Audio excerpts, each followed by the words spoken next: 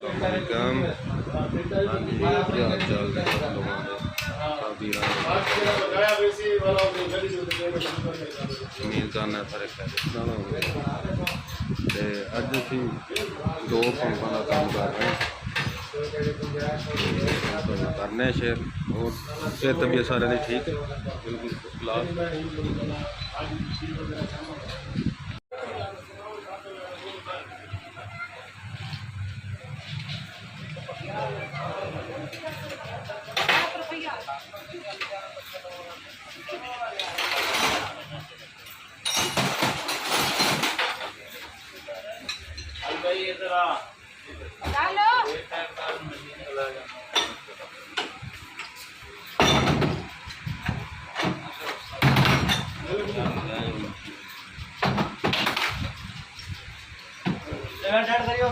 अभी बलेंद्र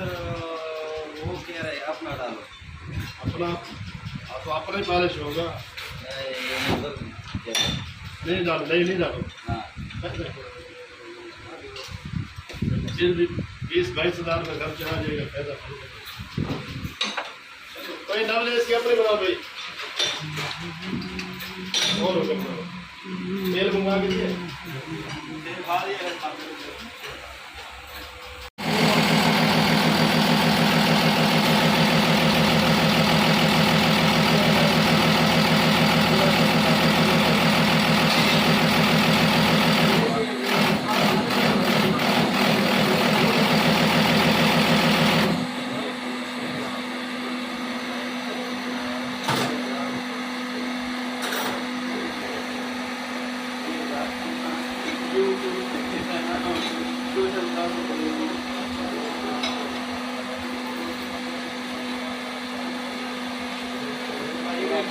अंग्रेज में जो भी लेना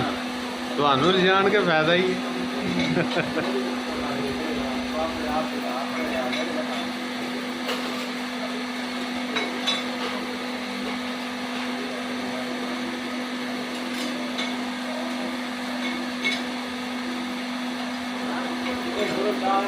है